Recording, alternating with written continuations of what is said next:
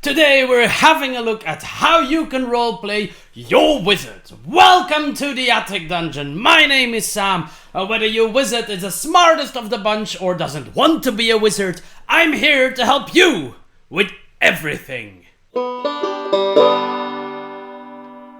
The wizard class, proud owner of as many subclasses as you have different forms of magic and a bit more. Which is cool because mechanically you can play your wizard many different ways.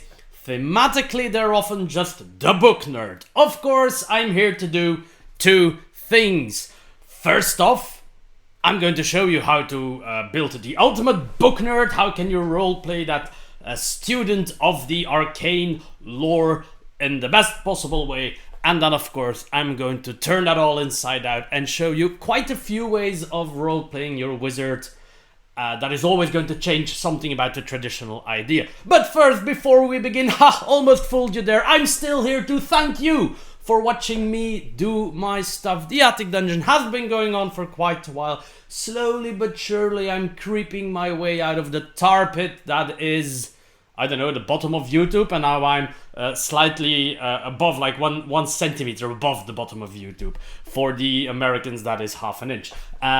So thank you for helping me. Don't hesitate. If you haven't helped me yet, in clicking that subscribe button, the bell, leaving a comment, anything works, really.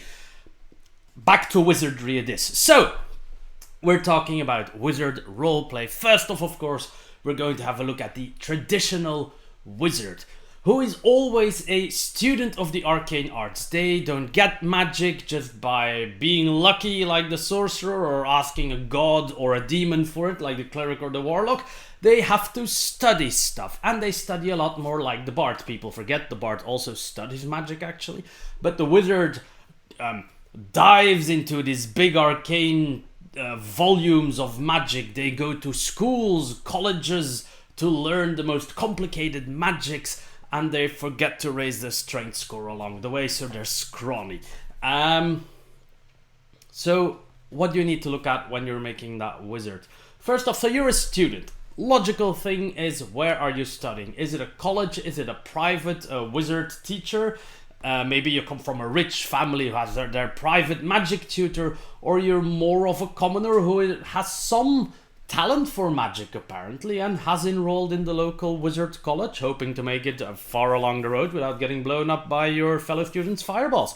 At this school, obviously, you're going to have teachers. You might have a subject that you're really good at, like, oh, you're the greatest at evocation, so that's going to be your college because you're really good at blowing stuff up. Huzzah! Why did you go and study magic? As I said, you might have a talent for it, your family might be forcing you into it, it might be a last-ditch option for you to gain fame and fortune in the world, you think, because you're not strong, you're not that fast, but you're pretty quick, so magic might be a thing. Also, you can obviously think about what type of student are you going to be. Are you the student that spends the all-nighter trying to study the newest transmutation spell that your professor is trying to teach you? Or are you kind of skeeving your way through classes hoping that luck gets you by as much as your innate intelligence? Because even the laziest students at a wizard college are going to be smart because, well, it's magic and you do have to study it to master it at some point. For the traditional wizard, that is. The classic stuff, of course, for all, I had to think for a moment, but the classic stuff for all spellcasters is, of course, what does your magic look like? I know I keep asking this question, but it's so very flavorful to style your spells in a personal way. Maybe, you know, if you're an Order of the Scribe wizard, a lot of pen and papers and letters might be featured in your spells. If you're an evocation wizard, everything might look like a fireball no matter what you're doing. Transmutation magic can be very flowy and like a changing slime, you know what I'm talking, like a goo that is palpitating all the time. Think about that, because it's as much a part of your identity as your identity is.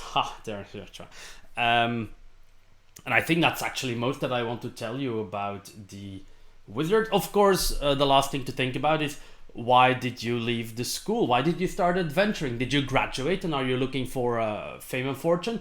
Did you graduate and you are looking for something very specific, like your research triggered something inside of you, you want to look for something that you read about? Or did you not graduate and still decided to head out and see how far your magic might carry you?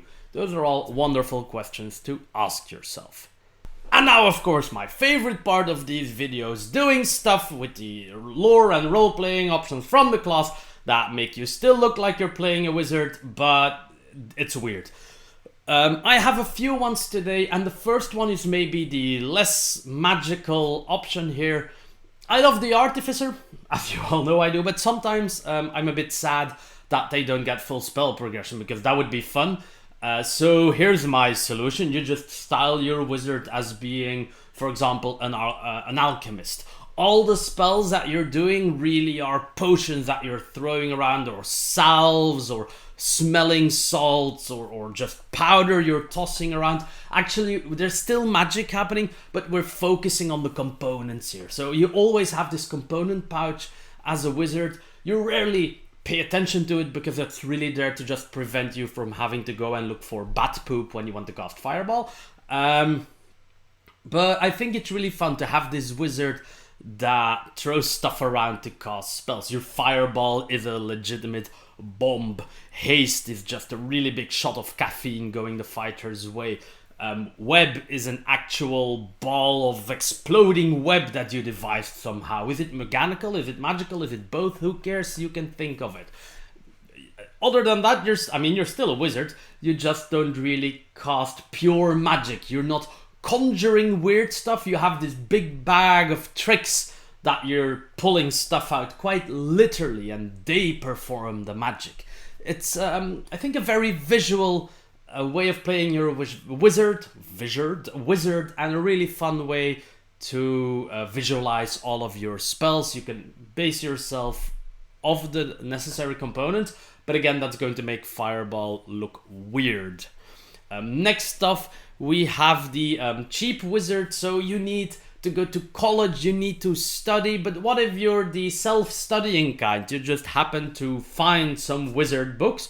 Maybe you got them, maybe you actually found them. A wizard found dead alongside the road and you nicked the spell book. Maybe you stole the book from somewhere, maybe from a nearby wizard school. You started studying it, and because your character actually has some talent for wizardry and magic, you might be able to make sense of it. And this is one way that it makes a lot of sense. That you're leveling and discovering new spells. You have this big filled spell book and you're just discovering the spells in it as you go, and as you gain more experience and knowledge, you're able to use more and more of the spells in the book, where mechanically you're just filling out the book every level as you would for any wizard, but lore wise or RP speaking, you're just discovering the book more and more. You can become one of the most famous wizards in the world without ever having attended any college whatsoever. This is also maybe a fun take, by the way, for a rogue arcane trickster on how they gain their magic. You just nick a spell book because you're a rogue. But here for the wizard, just go for the full, I never really learned how to wizard, I just found the book and I'm wizarding. I also have the idea of the wayward / questing apprentice. So here you are being taught by one wizard who is teaching you a lot of stuff, and either you got fed up with him and left and are now using the basics of your wizardry to survive in the world, or, which is a lot more fun because it keeps your teacher involved, you're a questing apprentice. The wizard needs you to do stuff. He's completely absorbed in his research and he needs you to go around the world and do stuff. Find ingredients, stop people that won't let him do his research as he wants to do it, go and make the necessary relations to gain certain components, find clients for his wizardry, whatever. You're actually his ears and eyes out in the world, and in return he teaches you how to magic, which is fun, and it gives you a good reason to be out there questing instead of studying in your tower. Then I have one very specifically, actually, for the, I forgot, it's not the Spellblade, but you know what I'm talking about. The wizard subclass that is, the Blade Singer, I think it is, there we are. The subclass that is capable of swapping into melee combat a few times a day and whooping things really badly. How about you play that one as someone who really doesn't want to be a wizard, but they had to because their family has been producing wizards for generations, and you would get disowned, evicted, and killed if you didn't become a wizard. So what was your solution? You wanted to be a soldier? You just started smacking stuff with magic. There you are. You can cast spells. The family is happy-ish. But as soon as the opportunity presents itself, you grab a sword and fight the horde by smacking them with your intelligence weapon and casting a few spells here and there to make yourself even stronger. Yes, cast haste on yourself. Become the ultimate warrior in the wizard class so mom and dad will be happy. Huzzah.